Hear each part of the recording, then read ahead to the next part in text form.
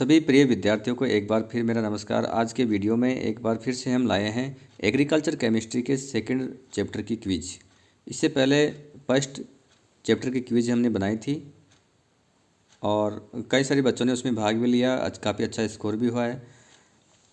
पूरे राजस्थान में हमारा विद्यालय राजकीय उच्च माध्यमिक विद्यालय सिवाड़ ऐसा विद्यालय है जहाँ पे सरकारी स्कूल होने के बावजूद भी बच्चों के ऑनलाइन टेस्ट होते हैं।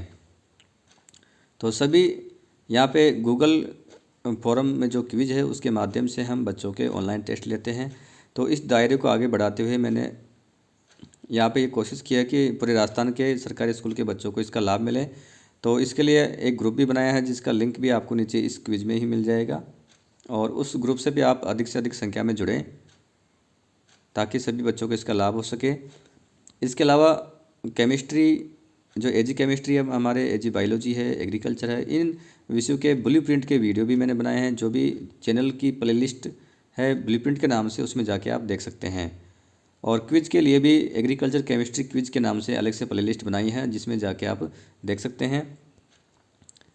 तो सबसे पहले जब आप वीडियो देख रहे हैं तो नीचे एक लाइक का बटन ज़रूर दबाएँ और कमेंट करें। यदि आपको कोई समस्या आती है तो कमेंट भी आप ज़रूर करें और चैनल को सब्सक्राइब करना ना भूलें। देखिए यहाँ पे चैनल का लिंक आपको मिलेगा, व्हाट्सएप ग्रुप का लिंक भी मिलेगा और वीडियो का लिंक भी आपको मिल जाएगा। अधिक से अधिक संख्या में आपको चैनल को सब्सक्राइब करवाना है, इस वीडियो को लाइक करना है और फिर आगे बढ़ना है। तो यहाँ पे नीचे आपको ज़िला और अपना नाम भरना है और फिर करना है नेक्स्ट पे क्लिक।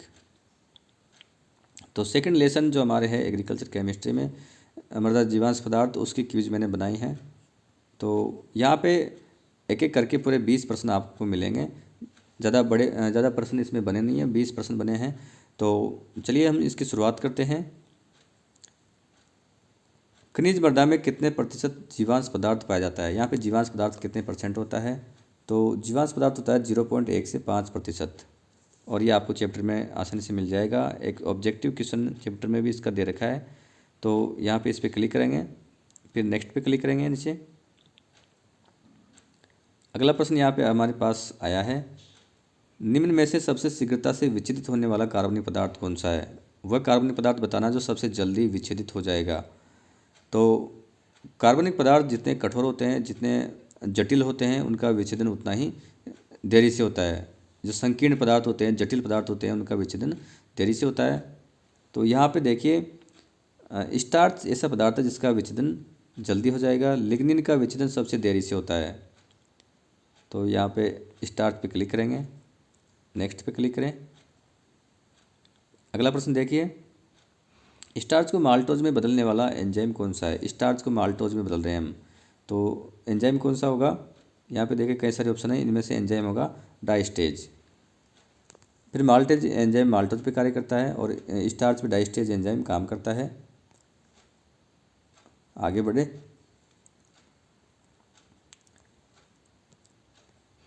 जीवांश पदार्थ के विच्छेदन के परिणाम स्वरूप निकलने वाली गैस कौन सी है? सूक्ष्म जीव जीवांश पदार्थों का विच्छेदन करते हैं तो वहाँ पे एक गैस निकलती है, अधिकतर एक ही प्रकार की गैस उसमें से निकलती है। कौन सी है वो? कार्बन डाइऑक्साइड, ये CO2 गैस निकलती है। तो ये आपको ध्यान रखना चाहिए, कार्बन डाइऑक्साइड। नेक्स्ट करें। अगला प्रश्न देखिए, कार्बनिक पदार्थ के उपयुक्त विच्छेदन के लिए नमी की मात्रा जल धारण क्षमता की कितने प्रतिशत होनी चाहिए?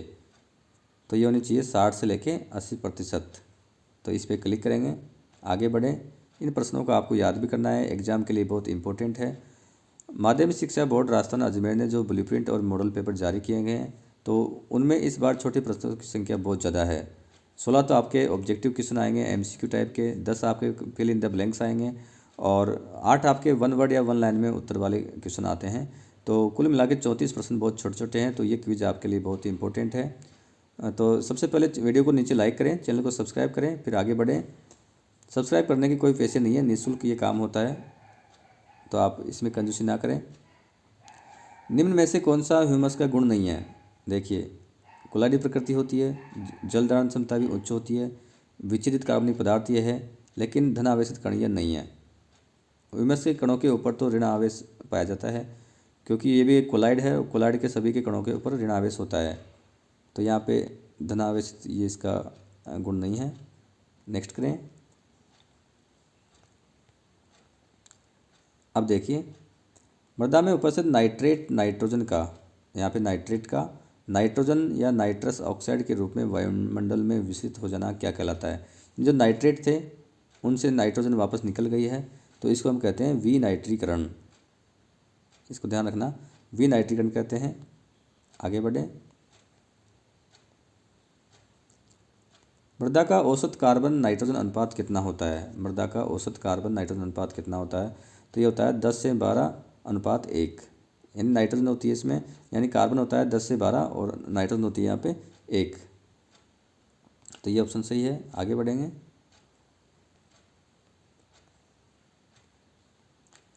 कार्बनिक पदार्थ के विच्छेदन के लिए उपयुक्त तापक्रम कितना होता है। विद्यार्थियों विच्छेदन सभी तापक्रम पे होता है, 5 पे भी होता है, 50 पे भी होता है, लेकिन एक औसत तापमान होता है, एक उपयुक्त तापक्रम होता है, वो होता है 30 से 40 डिग्री सेल्सियस। यहाँ पे विच्छेदन सर्वाधिक होता है। इससे तापमान ज़्यादा होगा तो भी कम हो जाएगा, और कम होगा जब भी विच्छेदन की दर कम हो जाएगी। आगे बढ़े।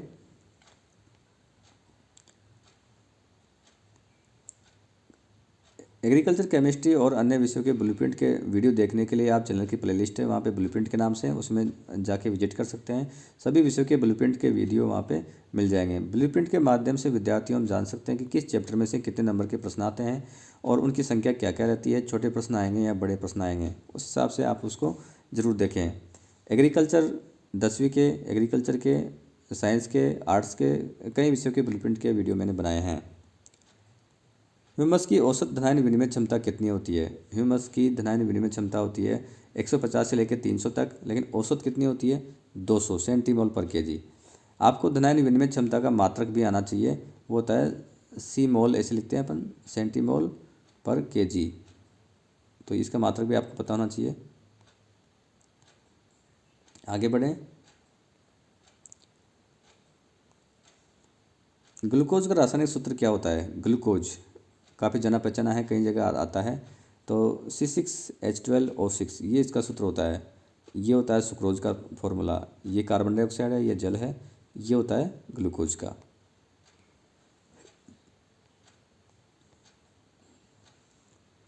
वह प्रक्रिया जिसमें मृदा में उपस्थित अमोनियम नाइट्रोजन नाइट्रेट में बदलती है। अमोनियम नाइट्रोजन है, पहले NH4 के रूप में थी, अमोनियम के रूप में, NH4+ के रूप में। किस में बदली, वो बदली नाइट्रेट आयनों में। क्या कहेंगे इसको, नाइट्रीकरण, इसको कहते हैं नाइट्रीकरण। और यहाँ पे विद्यार्थियों, यहाँ पे 2 प्रकार के जीवाणु काम आते हैं, नाइट्रोसोमोनास और नाइट्रोबैक्टर। तो वो भी आपने आगे पढ़े होंगे। तो यहाँ पे नाइट्रीकरण पे क्लिक करते हैं, आगे बढ़ेंगे। ह्यूमस का कार्बन नाइट्रोजन अनुपात कितना होता है, तो ये होता है 10:1। ये आपको याद होना चाहिए, 10:1 ये होता है भूसे का।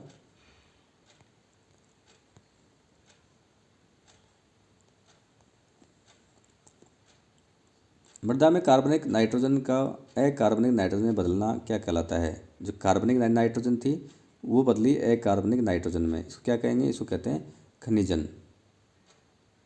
स्थिरीकरण में इसका उल्टा होता है, नाइट्रीकरण में नाइट्रेट बनते हैं।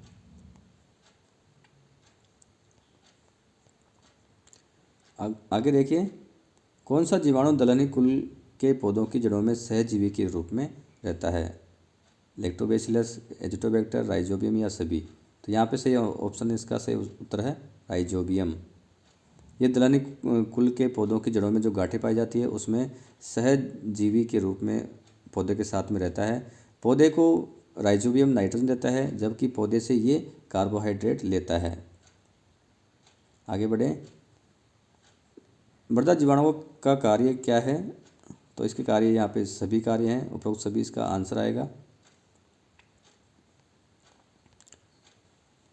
प्रोटीन तथा अन्य जटिल नाइट्रोजन युक्त पदार्थों का अमीनो यौगिकों में बदलना क्या कहलाता है। ये कहलाता है विद्यार्थियों अमीनीकरण। यहाँ पे एमिनो अम्ल बनते हैं। आगे बढ़े। निम्न में से कौन सा अवातजीवी जीवाणु है, यानी जो वायु की अनुपस्थिति में क्रिया करता है, कार्य करता है, तो उसको देखना है, वो है क्लोस्ट्रीडियम। बाकी सभी ये वातजीवी है, वायु की उपस्थिति में काम करते हैं। ये अवातजीवी सूक्ष्म जीव है।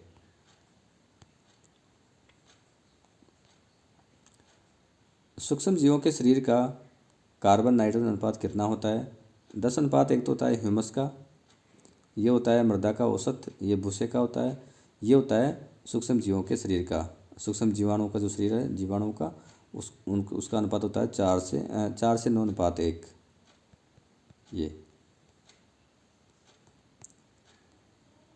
आगे बढ़ेंगे। विद्यार्थियों, चैनल को सब्सक्राइब करना ना भूलें। जीवांश पदार्थ के विच्छेदन को प्रभावित करने वाले कारक है, यहाँ पे सभी कारक इसको प्रभावित करते हैं। उपरोक्त सभी इसका आंसर है। यहाँ पे आगे हम करेंगे इसको सबमिट। तो सबमिट करने के बाद यहाँ पे अपना स्कोर देख सकते हैं। तो इस पे व्यू स्कोर पे क्लिक करें तो यहाँ पे आपको अपना स्कोर दिख जाएगा कि 20 में से आपके कितने सही है। तो इसका स्क्रीनशॉट लेके अपने सब्जेक्ट टीचर को ज़रूर दिखाएं, तो उनको भी पता चले कि आपकी तैयारी कितनी है। धन्यवाद विद्यार्थियों, आज की वीडियो में बस इतना ही।